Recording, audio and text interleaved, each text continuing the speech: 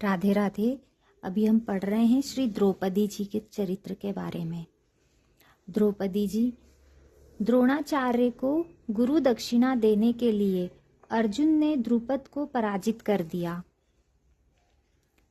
यद्यपि आचार्य द्रोण ने द्रुपद को पाश मुक्त करके केवल आधा राज्य देकर मित्र बना लिया, परंतु वे इस अपमान को भूल न सके। द्रुपद ने द्रोण से बदला लेने के लिए यज्ञ करके संतान प्राप्ति का निश्चय किया। कलमाशी नगरी के तपस्वी वेदज्ञ ब्राह्मण उपयाजकी उन्होंने अर्चना की। उन्होंने प्रसन्न करके प्रार्थना की कि द्रोण को मारने वाले पुत्र की मुझे प्राप्ति हो, ऐसा यज्ञ कराएं। उपयाज ने प्रार्थना अस्वीकार कर दी। महाराज ने पुनः 1 वर्ष सेवा की। इससे प्रसन्न होकर उन विप्रदेव ने कहा, मैंने अपने अग्रज को भूमि में पका फल उठाकर ग्रहण करते एक बार देखा है। मैंने इससे समझा है कि वे द्रव्य की शुद्धि अशुद्धि विचार नहीं करते। आप उनसे प्रार्थना करें। महाराज द्रुपद ने उनके अग्रज याज को सेवा से प्रसन्न किया। 10 करोड़ गायों की दक्षिणा प्रलोभन थोड़ा नहीं था। याज ने महाराज के नगर में आकर सविधि यज्ञ कराया। उनकी पूर्ण आहुति के समय उससे मुकुट, कुंडल, कवच, त्रोण तथा धनुष धारण किए एक कुमार प्रकट हुआ। इस कुमार का नाम याज ने धृष्टद्युम्न रखा। महाभारत के युद्ध में पांडव पक्ष का पूरे युद्ध में यही कुमार सेनापति रहा। यज्ञ कुंड से एक कुमारी भी प्रकट हुई। वह युवती थी। उसका वर्ण श्याम था। उसके समान रूपवती दूसरी स्त्री हो नहीं सकती। उसके शरीर से प्रफुल्ल नील कमल की गंध निकलकर कोस भर तक दिशाओं को सुरभित कर रही थी। वर्ण के कारण याज ने उसका नाम कृष्णा रखा।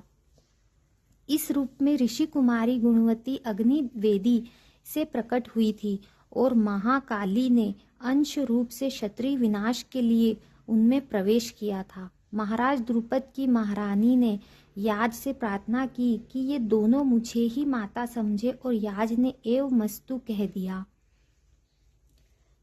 एक चक्रा नगरी में ही पांडवों को अपने आश्रयदाता ब्राह्मण से ज्ञात हो गया कि महाराज द्रुपद अपनी पुत्री का स्वयंवर कर रहे हैं।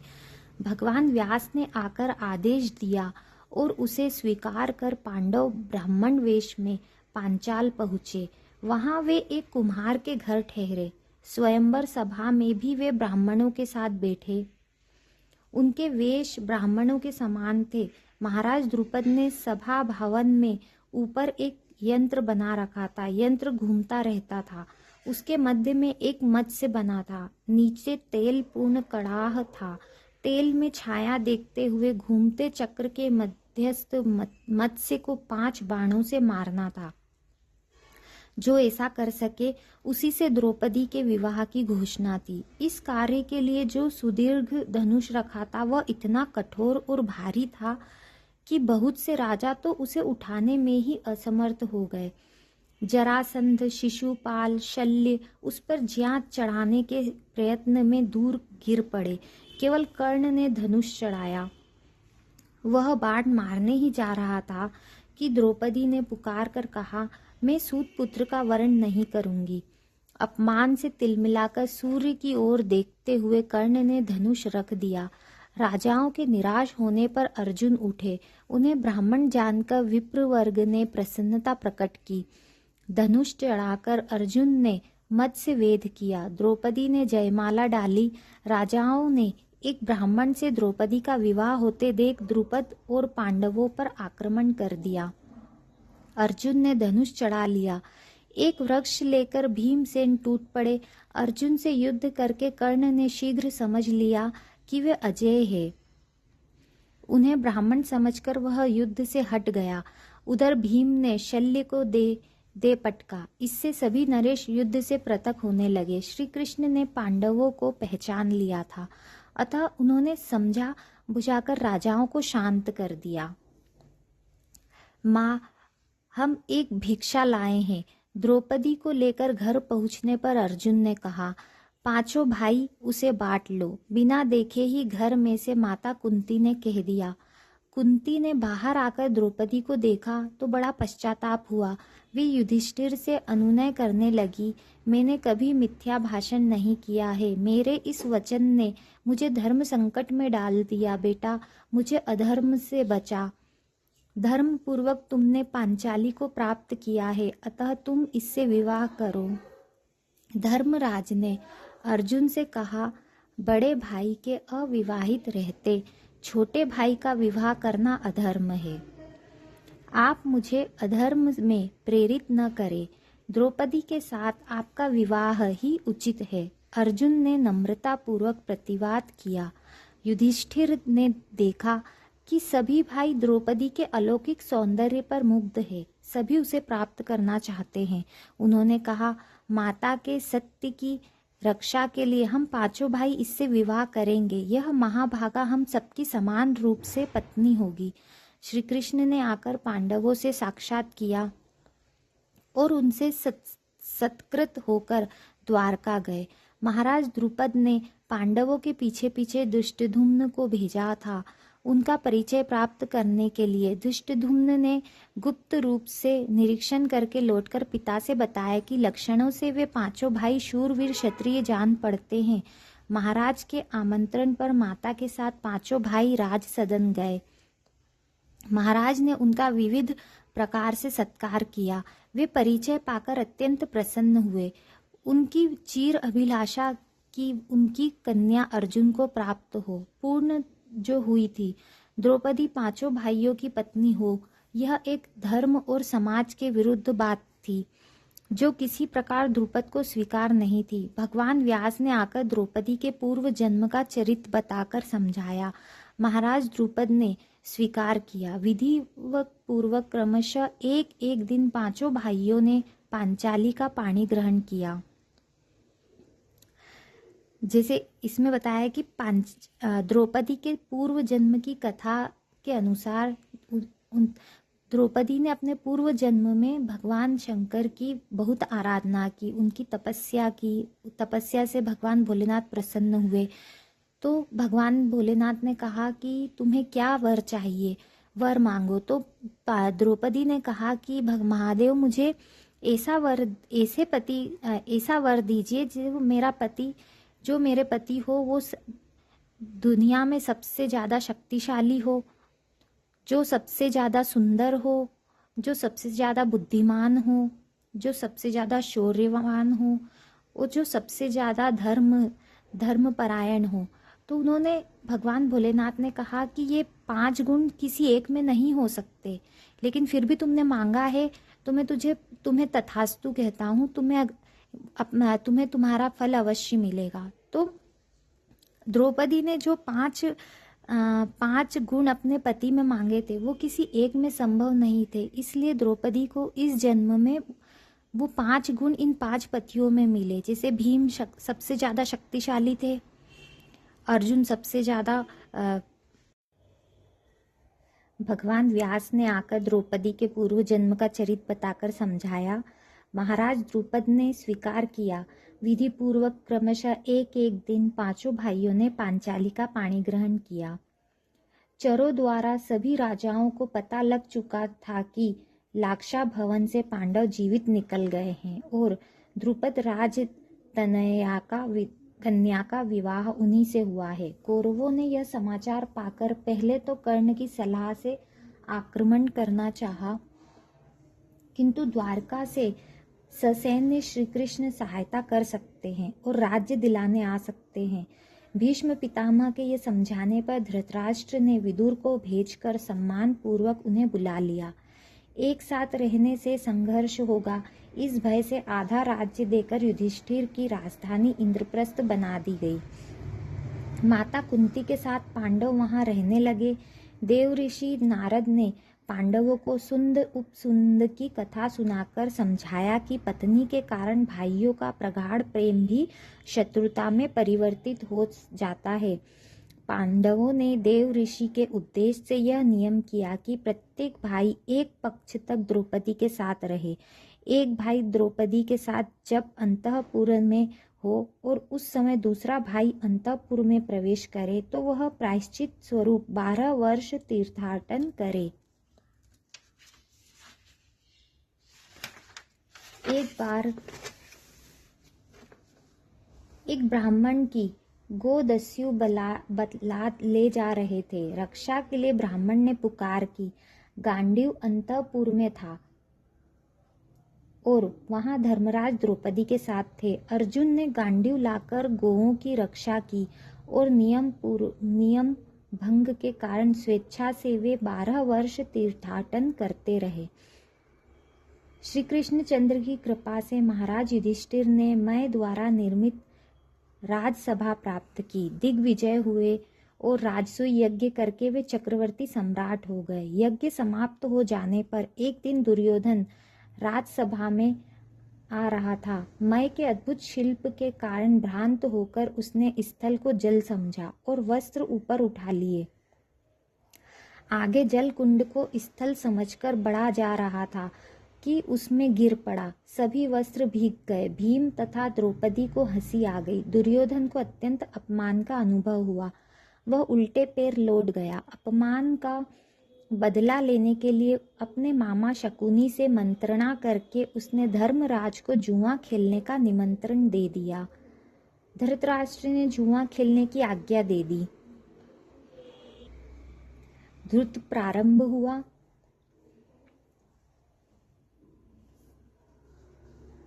शकुनी पासे फेंक रहा था। कपटपूर्ण पासों के जाल में धर्मराज हारते गए। धन, गोएं, राज्य, कोष सभी हारने पर जुए के उन्माद में अगली बाजी जीतने की आशा में वे अपने एक एक भाइयों को लगाते गए दांव पर। अंत में अपने को हार गए। कर्ण, दुर्योधन आदि ने प्रोत्साहित किया और द्रौपदी दांव पर लगी। बाजी तो हारनी थी ही। दुर्योधन ने दूत को आदेश दिया, जा और द्रौपदी को यहाँ पकड़ ला, अब वह हमारी दासी है। द्रौपदी रजस्वला थी। यह सुनकर तो उनके दुख का पार नहीं रहा। दूत उन्हें न ला सका तो दुशासन बड़े भाई के आदेश से गया। भाग कर गांधारी के यहाँ जाने पर भी वह दुष्ट उनके राजसूय यज्ञ के अवभृत स्नान से पवित्र केशों को पकड़कर घसीटता हुआ राज्यसभा में ले आया। वे अत्यंत करुण स्वर से विलाप कर रही थी। कर्ण ने उन्हें अनेक पतियों की पत्नी और पण्या कहकर अपमानित किया। पांडव मस्तक नीचे किए बैठे थे। द्रौपदी की पुकार और धिक्कार उनके कान सुनने में असमर्थ से थे। धर्मराज ने पहले अपने को दांव पर हारा या मुझे? पहले अपने को दांव पर हार जाने के पश्चात मुझे दांव पर लगाने का उन्हें क्या अधिकार रह गया था? बड़े करुण स्वरों में द्रौपदी ने सबसे प्रार्थना की। भीष्म, द्रोण, कृप आदि सबने मस्तक झुका लिया था। दुर्योधन द्वारा अपमानित होने के भय से सब मौन हो रहे थे। दुशासन, देखते क्या हो, इसका वस्त्र उतार लो और निर्वस्त्र करके यहाँ बैठा दो। दुर्योधन ने अपनी वांग जंघा वस्त्रहीन करके दिखाई। कर्ण ने स्वयंवर सभा के अपमान का स्मरण करते हुए व्यंग करके दुर्योधन का समर्थन किया। दुशासन ने साड़ी का अंचल पकड़ लिया। अब क्या हो? अबला की लज्जा क्या इस प्रकार नष्ट हो जाएगी? द्रौपदी ने कातर होकर चारों ओर देखा। सबके मस्तक नीचे झुके थे। कर्ण प्रोत्साहन दे रहा था। हाथों से वस्त्र दबाने का प्रयत्न व्यर्थ था। अबला के हाथ कहाँ तक उन्हें रोक सकते थे? 10 सहस्त्र हाथियों के बल वाला दुशासन साड़ी को खींचने लगा। द्रौपदी ने नेत्र बंद कर लिए। उनसे अश्रु वृष्टि हो रही थी। दोनों हाथ ऊपर उठाकर उन्होंने पुकारा, हे कृष्ण, हे द्वारकानाथ, हे वरुणालय, दौड़ो, कौरवों के समुद्र में मेरी लज्जा डूब रही है, रक्षा करो, रक्षा करो। द्रौपदी को शरीर का भान भूल गया। दीन बंधु का वस्त्रावतार हो चुका था। दुशासन पसीने पसीने हो रहा था। रंग बिरंगे वस्त्रों का पर्वत लग गया था। उस 10 हाथ की साड़ी का और छोर नहीं था। सब एक टक आश्चर्य से देख रहे थे। महाराज, बहुत हो गया, शीघ्र द्रौपदी को संतुष्ट कीजिए, नहीं तो श्री कृष्ण के चक्र के प्रकट होकर आपके पुत्रों को काट डालने की में अधिक विलंब नहीं जान पड़ता। विदुर ने अंधे राजा धृतराष्ट्र को पूरा वर्णन सुनाया। धृतराष्ट्र भय से कांप गए। उन्होंने प्रेम से द्रौपदी को समीप बुलाया, पुत्रों के अपराध के लिए क्षमा याचना की, पांडवों को द्रौपदी के साथ दासत्व से मुक्त करके हारा हुआ राज्य तथा धन लौटा दिया। जो हार जाए वह भाइयों तथा स्त्री के साथ 12 वर्ष वन में रहे। वनवास के अंतिम वर्ष में वह गुप्त रहे। यदि उसका पता लग जाए तो पुनः 12 वर्ष वन में रहे। दुर्योधन ने पिता की उदारता से दुखी होकर किसी प्रकार केवल एक बाजी और खेलने की आज्ञा प्राप्त की। युधिष्ठिर इस नियम पर पुनः धूत में हार गए। माता कुंती को विदुर के घर छोड़कर वे द्रौपदी के साथ वन में चले गए। दुखी उदास पांडवों के साथ प्रजा के बहुत से लोग साथ चले। वे तो किसी प्रकार लौटा दिए गए, किंतु कुछ ब्राह्मण 11 वर्ष तक उनके साथ वन में रहे। गुप्तवास प्रारंभ होने पर वे विदा हुए। राजसूय यज्ञ की समाप्ति पर श्री कृष्ण चंद्र द्वारका चले गए थे। शाल्व ने अपने कामचारी विमान सौभ के द्वारा उत्पात मचा रखा था। पहुंचते ही केशव ने शाल्व पर आक्रमण किया। शोभ को गदाघात से चूर्ण करके शाल्व तथा उसके सैनिकों को यमराज के घर भेजकर जब वे द्वारका में लौटे तो उन्हें पांडवों के जुए में हारने का समाचार मिला।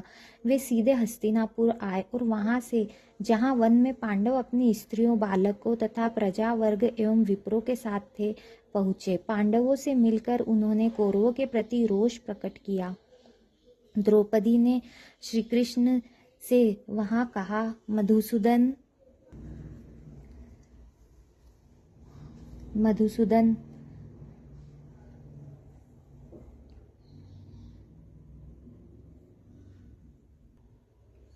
मैंने महर्षि असित और देवल से सुना है कि आप ही सृष्टि करता है।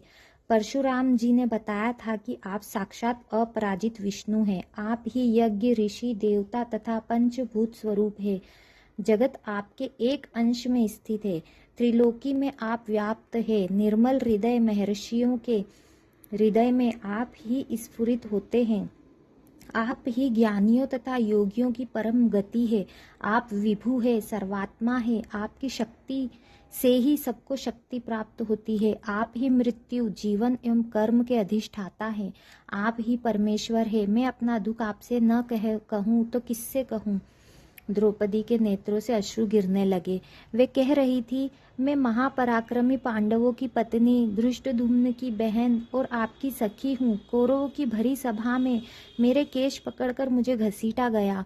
मैं एक वस्त्रा रजस्वला थी। मुझे नग्न करने का प्रयत्न किया गया। ये अर्जुन और भीम मेरी रक्षा न कर सके। इसी नीच दुर्योधन ने भीम को विष देकर जल में बांधकर फेंक दिया था। इसी दुष्ट ने पांडवों को लाशा भवन में भस्म करने का प्रयत्न किया। इसी पिशाच ने मेरे केश पकड़कर घसीटवाया और आज भी वह जीवित है। पांचाली फूट फूट कर रोने लगी। उनकी वाणी अस्पष्ट हो गई। वे श्री कृष्ण को उलाहना दे रही थी। तुम मेरे संबंधी हो। मैं अग्नि से उत्पन्न गौरवमयी स्त्री हूँ। तुम पर मेरा पवित्र अनुराग है। तुम पर मेरा अधिकार है और रक्षा करने में तुम समर्थ हो। तुम्हारे रहते मेरी यह दशा हो रही है।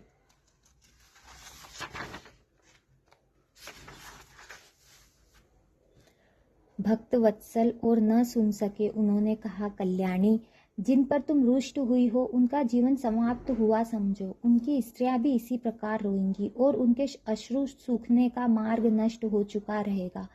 थोड़े दिनों में अर्जुन के बाणों से गिरकर वे श्रगाल और कुत्तों के आहार बनेंगे। मैं प्रतिज्ञा करता हूँ कि तुम सम्राज्ञी बनकर रहोगी। आकाश फट जाए, समुद्र सूख जाए, हिमालय चूर हो जाए, पर मेरी बात असत्य न होगी। द्रौपदी ने अर्जुन की ओर देखा। अर्जुन ने अपने सखा की बात का समर्थन किया। श्री कृष्ण अपने साथ सुभद्रा और अभिमन्यु को लेकर द्वारका गए। धृष्टद्युम्न द्रौपदी के पुत्रों को पांचाल ले गए। सभी आगत राजा अपने अपने देशों को लौट गए। विनय पूर्वक धर्मराज ने प्रजा वर्ग को लौटा दिया। वन में भगवान श्री कृष्ण पांडवों से मिलने सत्यभामा जी के साथ आए थे। एकांत में सत्यभामा ने कृष्ण से पूछा,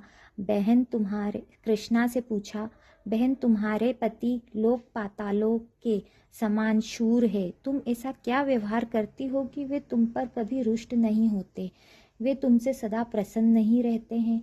वे सदा तुम्हारे वश में क्यों रहते हैं? मुझे भी तुम कोई ऐसा व्रत, तप, तीर्थ, मंत्र, औषधि, विद्या, तप, जप, हवन या उपचार बताओ जिससे श्याम सुंदर सदा मेरे वश में रहे। द्रौपदी ने कुछ स्नेह रोष पूर्वक कहा, सत्य, तुम तो मुझसे दुराचारिणी स्त्रियों की बात पूछ रही हो। मैं ऐसी स्त्रियों की बात क्या जानूं? मुझ पर ऐसी शंका करना तुम्हारे लिए उचित नहीं। जब पति जान लेता है मैं ऐसी है कि पत्नी उसे वश में करने के लिए मंत्र तंत्र कर रही है, तो वह उससे डरकर दूर रहने लगता है। इस प्रकार चित्त में उद्वेग होता है और तब शांति कैसे रह सकती है? तंत्र मंत्रादि से कभी पति वश में नहीं किया जा सकता, इससे तो अनर्थ ही होते हैं। धूर्त लोग स्त्रियों द्वारा पतियों को ऐसी वस्तुएं खिला देते हैं जिससे भयंकर रोग हो जाते हैं। पति के शत्रु इसी बहाने विष दिला देते हैं। ऐसी स्त्रियां मूर्खतावश पतियों को जलोदर, कुष्ठ, अकाल, वार्धक्य, नपुंसकता, उन्माद या बधिरता जैसे रोगों का रोगी बना देती है। पापियों की बातें मानने वाली पापी नारियां इस प्रकार पति को अनेक कष्ट देती है। साध्वी स्त्री को भूलकर भी ऐसा प्रयत्न नहीं करना चाहिए। द्रौपदी ने इसके पश्चात अपनी चर्या बताई। मैं अहंकार और क्रोध छोड़कर पांडवों की तथा उनकी दूसरी स्त्रियों की सावधानी से सेवा करती हूँ। कभी ईर्ष्या नहीं करती, केवल सेवा के लिए मन को वश में करके पतियों के अनुकूल रहती हूँ। न तो अभिमान करती हूँ और न कभी कटु भाषण। असभ्यता से खड़ी नहीं होती, बुरे स्थान पर बैठती नहीं, बुरी बातों पर दृष्टि नहीं देती और पतियों का दोष न देखकर उनके संकेतों के अनुसार व्यवहार करती हूँ। कितना भी सुंदर पुरुष हो, मेरा मन पतियों के अतिरिक्त उधर नहीं जाता। पतियों के स्नान भोजन किए बिना मैं स्नान या भोजन नहीं करती। उनके बैठ जाने पर ही बैठती हूँ और उनके घर में आने पर उठकर आदर पूर्वक उनको आसन तथा जल देती हूँ। घर के बर्तनों को स्वच्छ रखती हूँ, सावधानी से रसोई बनाती हूँ, समय पर भोजन कराती हूँ, घर को स्वच्छ रखती हूँ तथा गुप्त रूप से अन्न का संचय रखती हूँ। कभी किसी का तिरस्कार नहीं करती, दुष्टा स्त्रियों के पास तक नहीं जाती, द्वार पर बार बार नहीं खड़ी होती, कूड़ा फेंकने के स्थान पर अधिक नहीं ठहरती। पति से पृथक रहना मुझे पसंद नहीं। पतियों के घर से कार्यवश बाहर जाने पर पुष्प चंदन का उपयोग छोड़कर व्रत करती हूँ। मेरे पति जिन वस्तुओं को खाते पीते या सेवन नहीं करते उनसे दूर रहती हूँ। स्त्रियों के शास्त्र विहित सब व्रत करती हूँ। अपने को सदा वस्त्रालंकार से सजाए रखती हूँ। द्रौपदी ने और भी बताया, मेरी पूज्या सास ने जो भी कौटुंबिक धर्म बताए हैं सबका पालन करती हूँ। भिक्षा देना, अतिथि सत्कार, श्राद्ध तथा त्योहारों पर पकवान बनाना, माननीयों का सत्कार आदि सब धर्म सावधानी से पालन करती हूँ। पतियों से अच्छा भोजन, अच्छे वस्त्र में कभी ग्रहण नहीं करती। उनसे ऊंचे आसन पर नहीं बैठती। सास जी से विवाद नहीं करती। सदा अपनी वीर माता सास की भोजन वस्त्र से सेवा करती हूँ। उनकी कभी वस्त्र भूषण या जल में उपेक्षा नहीं करती। सबसे पीछे सोती हूँ, सबसे पहले शैया छोड़ देती हूँ। धर्मराज के भवन में प्रतिदिन 8 सहस्त्र ब्राह्मण स्वर्ण पात्र में भोजन करते थे। महाराज 88 सहस्त्र स्नातकों का भरण पोषण करते थे। 10 सहस्त्र दासियां उनकी थी।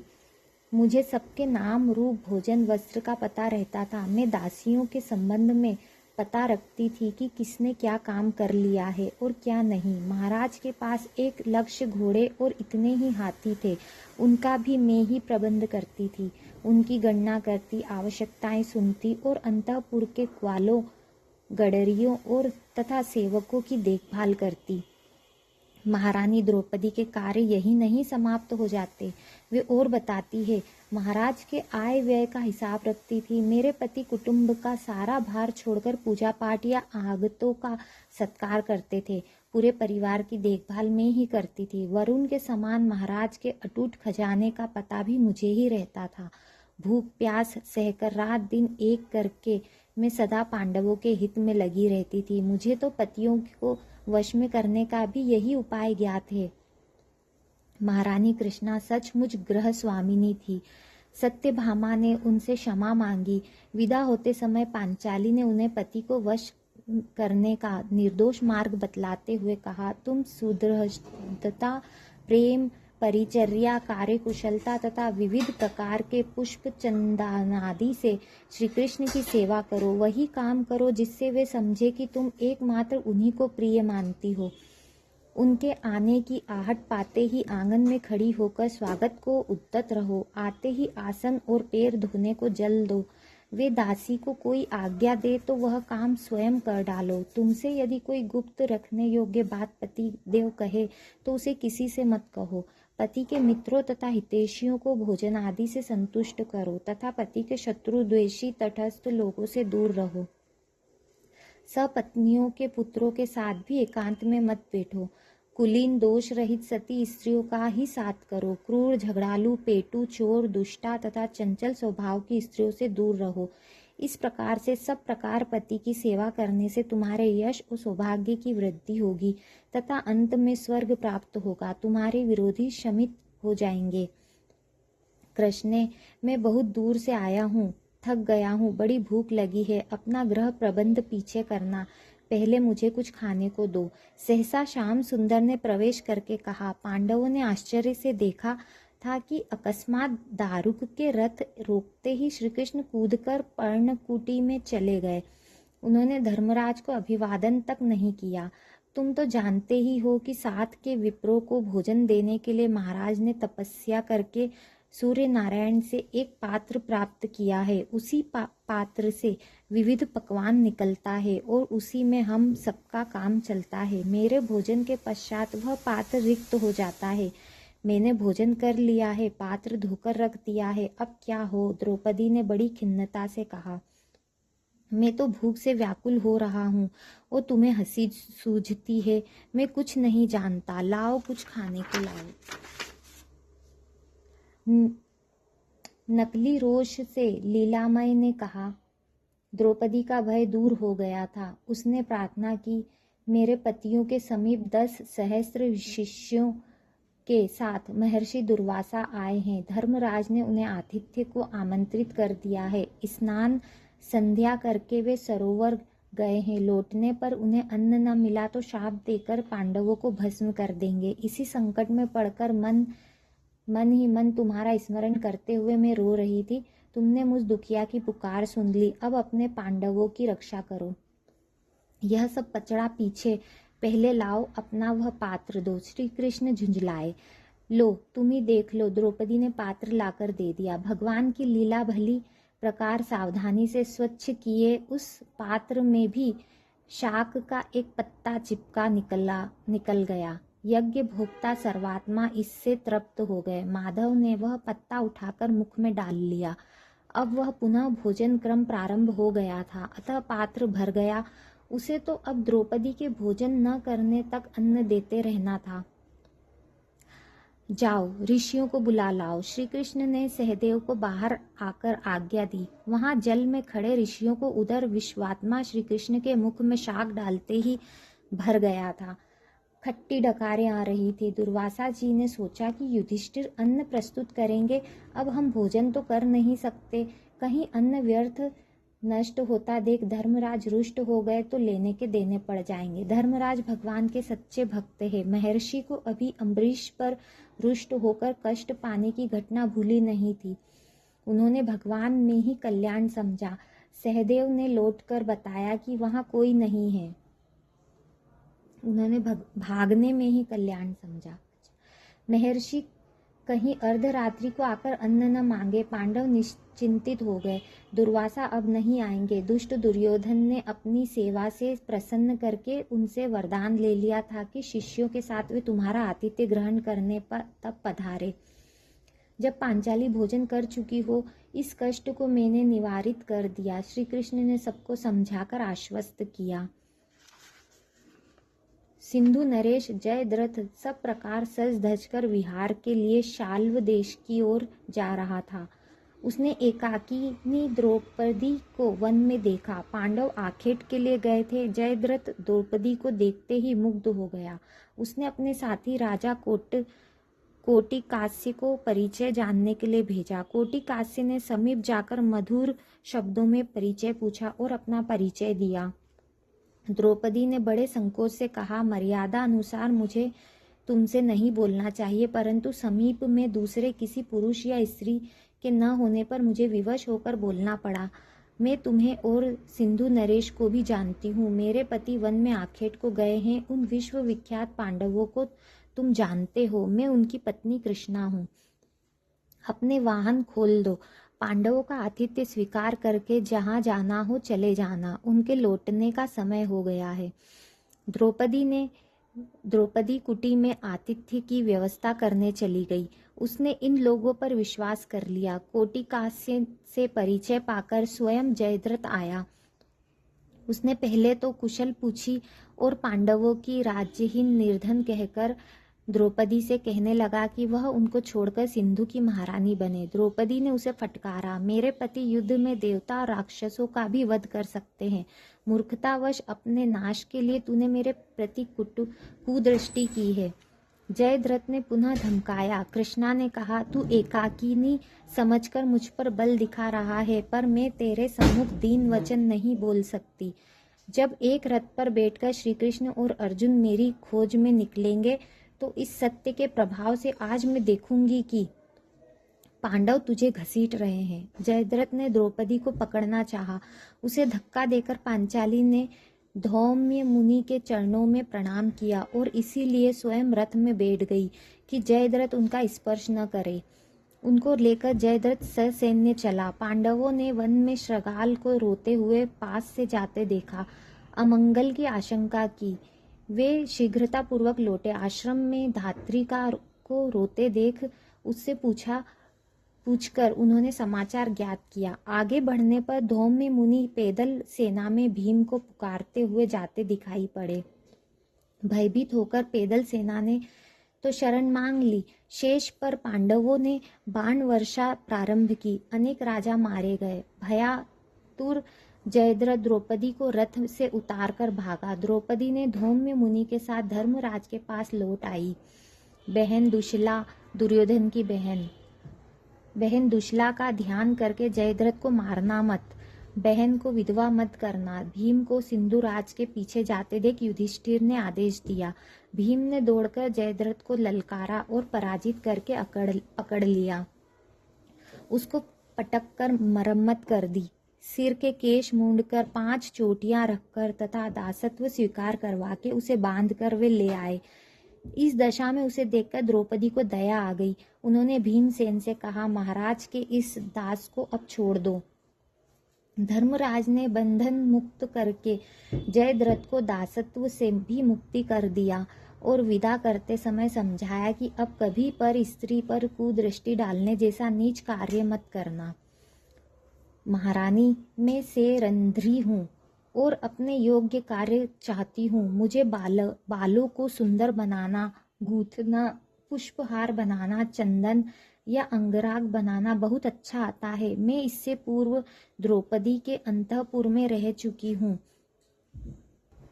मुझे केवल भोजन वस्त्र चाहिए। पांचाली ने विराट की महारानी सुदेशना को बताया। उसे नगर में भटकते देख महारानी ने बुलाया था। तुम तो देवताओं के समान सुंदर हो। यह कार्य तुम्हारे योग्य नहीं। तुम्हें अंतःपुर में रखने पर भय है कि महाराज तुम पर आसक्त हो जाएंगे।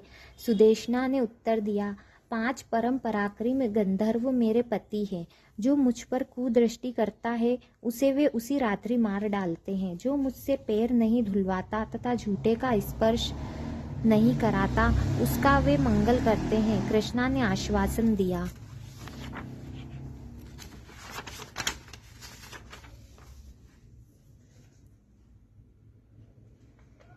तुम्हें पैर नहीं धोने होंगे और उच्छिष्ट भी स्पर्श नहीं करना पड़ेगा। तुम मेरे समीप आदर पूर्वक निवास करो। सुदेशना ने स्वीकृति दे दी।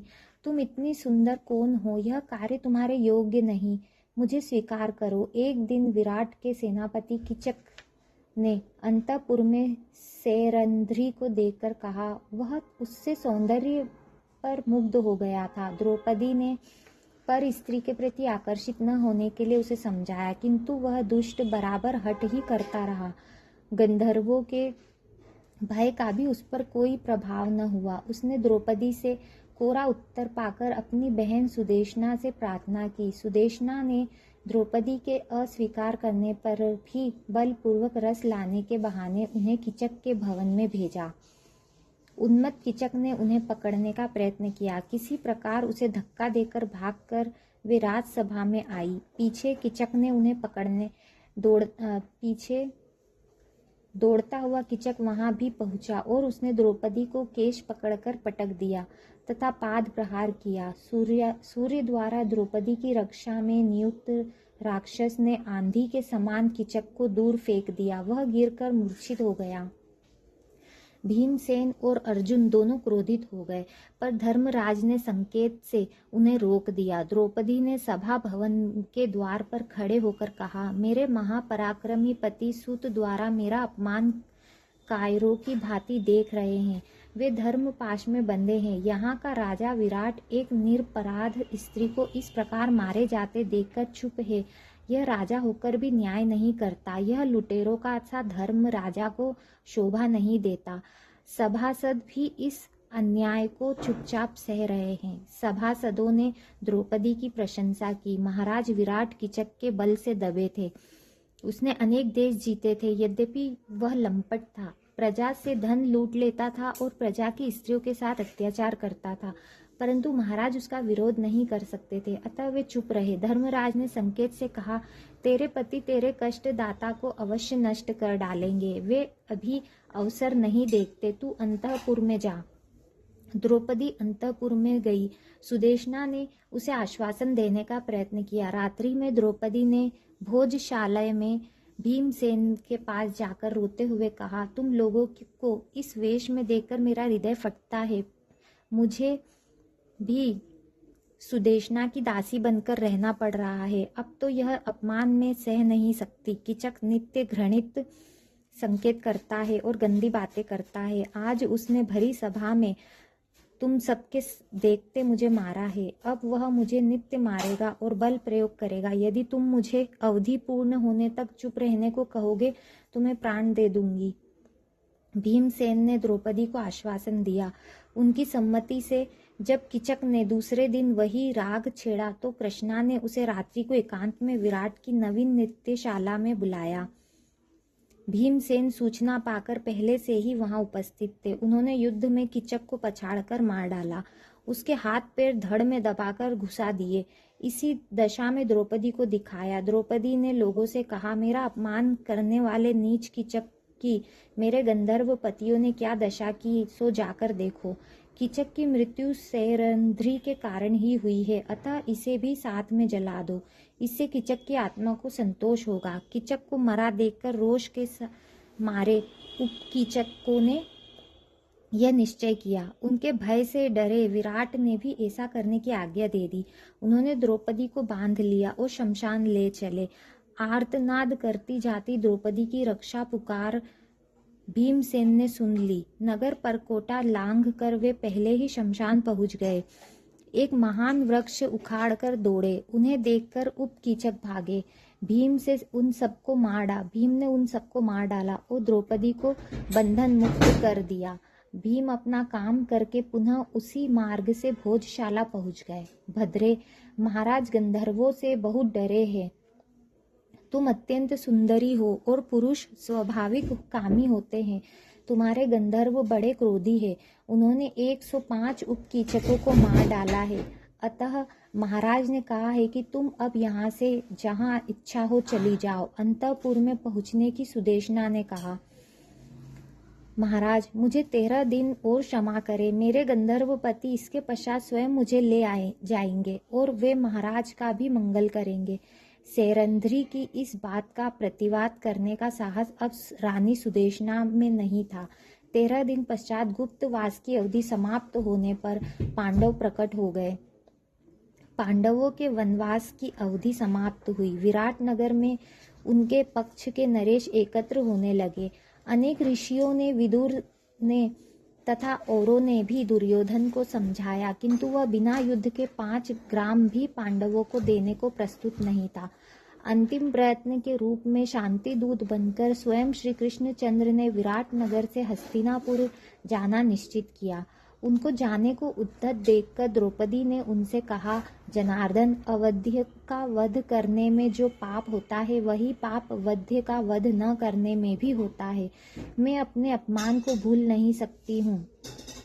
शांति और दुर्योधन की दी हुई भिक्षा मेरी अंतर ज्वाला को शांत नहीं करेगी। यादव, पांडव और पांचाल के शूरों के रहते मेरी यह दशा है। यदि आपका मुझ पर तनिक भी स्नेह है तो कौरवों पर कोप कीजिए। अपने काले काले सुदीर्घ केशों को हाथ में लेकर श्री कृष्ण को दिखाते हुए रोकर पांचाली ने कहा, आज 12 वर्ष से इन केशों में कंघी नहीं पड़ी है, ये बांधे नहीं गए हैं। जिसने इनको भरी सभा में खींचा है उस दुष्ट दुशासन की उसी भुजा के रक्त से धोकर तब मैं इन्हें बांधूंगी। यह मैंने प्रतिज्ञा की है। मधुसूदन, क्या पुत्रों को आदेश दूंगी? मधुसूदन, ये आजीवन खुले ही रहेंगे। यदि पांडव कायर हो गए हैं, यदि वे युद्ध नहीं करते तो मैं अपने 5 पुत्रों को आदेश दूंगी। बेटा अभिमन्यु उनका नेतृत्व करेगा। मेरे पिता और भाई भी यदि मेरी उपेक्षा कर दे तो मैं तुम्हारे पैर पकड़ूंगी। क्या मेरी प्रार्थना पर भी तुम द्रवित न होगे? क्या तुम्हारा चक्र शांत ही रहेगा? मैं कौरवों की लाशों को धूलि में तड़पते देखना चाहती हूँ। इसके बिना कोई साम्राज्य मुझे सुखी नहीं कर सकता। श्री कृष्ण ने गंभीरता से कहा, कृष्णे, आंसुओं को रोको, इस नाटक को हो जाने दो। मैंने प्रतिज्ञा की है और प्रकृति के सारे नियमों के पलट जाने पर भी वह मिथ्या नहीं होगी। जिन पर तुम्हारा कोप है उनकी विधवा पत्नियों को तुम शीघ्र ही रोते देखोगी। ये ही धर्मराज युद्ध का आदेश देंगे और तुम्हारे शत्रु युद्ध भूमि में मारे जाएंगे। महाभारत का युद्ध प्रारंभ हो गया था। सहसा एक रात्रि को धर्मराज के चरों ने समाचार दिया कि दुर्योधन के द्वारा उत्तेजित किए जाने पर भीष्म पितामह ने प्रतिज्ञा की है कि कल वे समस्त सैन्य के साथ 5 पांडवों को मार देंगे। पांडवों में अत्यंत व्याकुलता फैल गई। धर्मराज ने श्री कृष्ण के पास अर्जुन को भेजा, किंतु रूखा उत्तर मिला। अंत में द्रौपदी ने माधव के शिविर में जाकर उनसे प्रार्थना की कि वे पांडवों की रक्षा करें। यदि पितामह ने प्रतिज्ञा की है तो वह सत्य होकर रहेगी। मैं असमर्थ हूँ, रूखे मुख उत्तर दे दिया गया। तो क्या तुमने लंबी लंबी शपथें खाकर मुझको झूठा ही आश्वासन दिया था?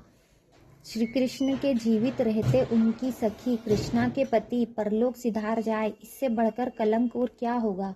द्रौपदी ने खींचकर कहा, एक उपाय है, तुम चुपचाप मेरे पीछे पीछे चलो और भीष्म के शिविर में जाकर उनका आशीर्वाद प्राप्त करो। श्री कृष्ण ने मुस्कुराते हुए कहा, मैं तो सदा ही तुम्हारे वचनों का अनुसरण करने को प्रस्तुत हूँ। चलो शीघ्र। रात का 3रा पहर था। भगवान द्रौपदी को लेकर चले। अरे, तुम्हारा पंचंदीय जूतियों को देखकर तो कोई भी पहचान लेगा, उतारो जूतियां जल्दी।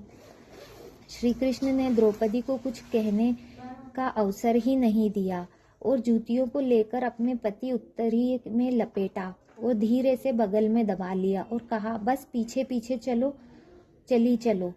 द्रौपदी ने आज्ञा का पालन किया। यह पितामह का शिविर है। चुपचाप अंदर जाकर पितामह को प्रणाम किया। वे मेरा ध्यान कर रहे होंगे बैठे बैठे। प्रणाम करना तो आभूषणों को भली प्रकार बजाकर, मैं यही हूँ, मेरा पता मत बताना, लीलामय ने आदेश दे दिया। पितामह के शिविर में सौभाग्यवती स्त्री, ब्राह्मण, साधु तथा श्री कृष्ण के निर्बाध प्रवेश की आज्ञा थी। पितामह ध्यानस्थ बैठे थे। द्रौपदी ने जाकर पैरों पर मस्तक रखा। पितामह ने समझा दुर्योधन अभी अभी गया है, रानी प्रणाम करने आई होगी। झट से कह दिया, सौभाग्यवती हो बेटी। पतियों को मारने की प्रतिज्ञा करके पत्नी को सौभाग्यवती होने का आशीर्वाद। पितामह, आप तो कभी असत्य नहीं बोलते, ये कैसी विडंबना? द्रौपदी ने पूछा। ओह पांचाली, तुम यहाँ कैसे? मैंने पांडवों को मारने की प्रतिज्ञा तो की है, परंतु साथ ही यह भी कहा है कि यदि श्री कृष्ण ने शस्त्र न उठाया तो ऐसा होगा। तू यहाँ किसके साथ आई? बिना श्याम सुंदर के यह सब कौन कर सकता है? बता, वे मेरे प्रभु कहाँ है? बुद्धिमान भीष्म ने सब समझ लिया।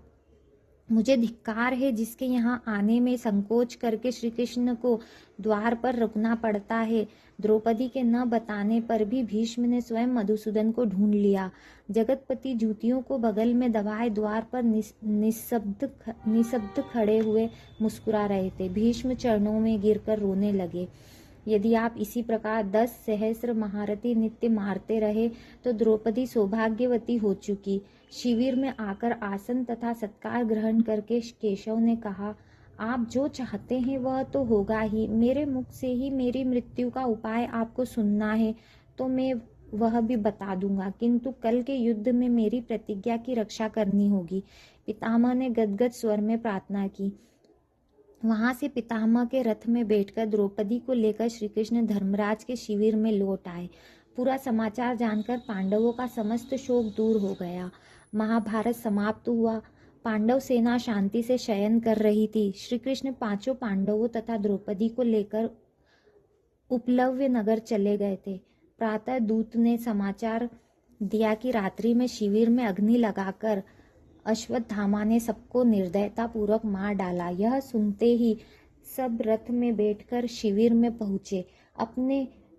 अपने मृत पुत्रों को देखकर द्रौपदी ने बड़े करुण स्वर में क्रंदन करते हुए कहा, मेरे पराक्रमी पुत्र यदि युद्ध में लड़ते हुए मारे गए होते तो मैं संतोष कर लेती। क्रूर ब्राह्मण ने निर्दयता पूर्वक उन्हें सोते समय मार डाला है। द्रौपदी को धर्मराज ने समझाने का प्रयत्न किया कि परंतु पुत्र के शव के पास रोती माता को क्या समझाएगा कोई। भीम ने क्रोधित होकर अश्वत्थामा का पीछा किया। श्री कृष्ण ने बताया कि नीच अश्वत्थामा भीम पर ब्रह्मास्त्र का प्रयोग कर सकता है। अर्जुन को लेकर वे भी पीछे रथ में बैठकर गए। अश्वत्थामा ने ब्रह्मास्त्र का प्रयोग किया। उसे शांत करने को अर्जुन ने भी उसी अस्त्र से उसे शांत करना चाहा। दोनों ब्रह्मास्त्रों ने प्रलय का दृश्य उपस्थित कर दिया। भगवान व्यास तथा देवऋषि नारद ने प्रकट होकर ब्रह्मास्त्रों को लौटा लेने का आदेश दिया। अर्जुन ने ब्रह्मास्त्र लौटा लिया। पकड़कर द्रोण पुत्र को उन्होंने बांध लिया और अपने शिविर में ले आए। सिर झुका अश्वत्थामा पशु की भांति बंधा हुआ था। निंदित कर्म करने से उसकी श्री नष्ट हो गई थी। उसने सिर झुका रखा था। अर्जुन ने उसे लाकर द्रौपदी के सम्मुख खड़ा कर दिया। गुरुपुत्र को इस दशा में देखकर द्रौपदी को दया आ गई। उन्होंने कहा, इन्हें जल्दी छोड़ दो। जिनसे संपूर्ण अस्त्र शस्त्रों की आप लोगों ने भी शिक्षा पाई है वे भगवान द्रोणाचार्य पुत्र रूप में स्वयं उपस्थित है। जैसे पुत्रों के शोक में मुझे दुख हो रहा है, मैं रो रही हूँ, ऐसा ही प्रत्येक स्त्री को होता होगा। देवी कृपा को यह शोक न हो।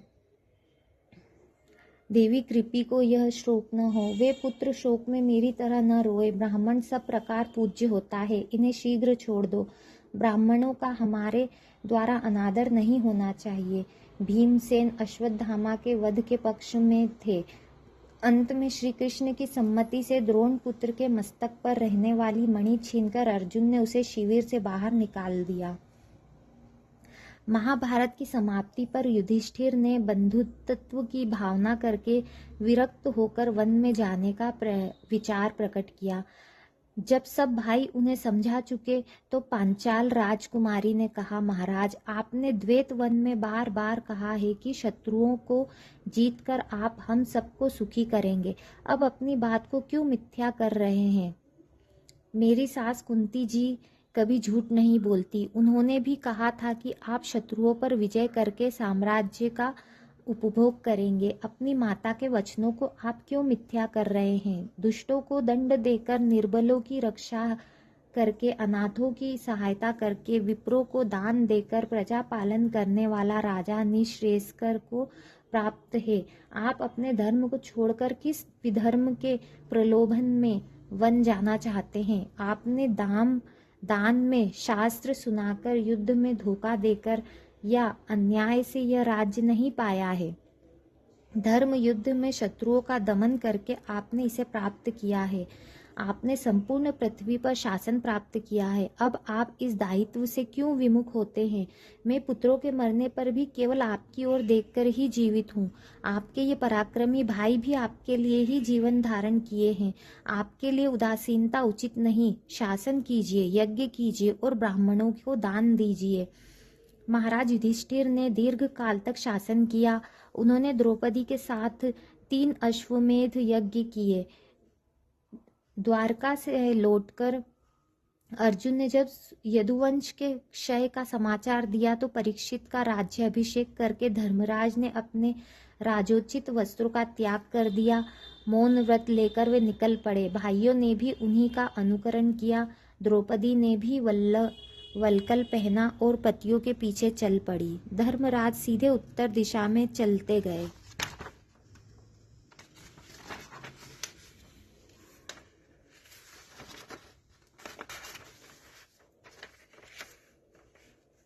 बद्रिकाश्रम से ऊपर वे हिम प्रदेश में जा रहे थे। द्रौपदी सबके पीछे चल रही थी। सब मौन थे, कोई किसी की ओर देखता नहीं था। द्रौपदी ने अपना चित्त सब ओर से एकाग्र करके परात्पर भगवान श्री कृष्ण में लगा दिया था। उन्हें शरीर का पता नहीं था। हिम पर फिसलकर वे गिर पड़ी। शरीर उसी श्वेत हिम राशि में विलीन हो गया। महारानी द्रौपदी तो परम तत्व से एक हो चुकी थी। राधे कृष्ण, जय श्री हरि। तो ये था द्रौपदी का चरित्र, जिसमें इस चरित्र में हमने पूरी कथा में जो देखा है कि द्रौपदी केवल श्री कृष्ण के ऊपर ही आश्रित थी। पूरे जीवन उनकी, जब से वे उत्पन्न हुई थी तब से उन्होंने एक एक कदम अपना श्री कृष्ण के कहने पर बढ़ाया था और अंत में श्री कृष्ण में विलीन हो गई। राधे राधे। अब कल पढ़ेंगे अगली कथा।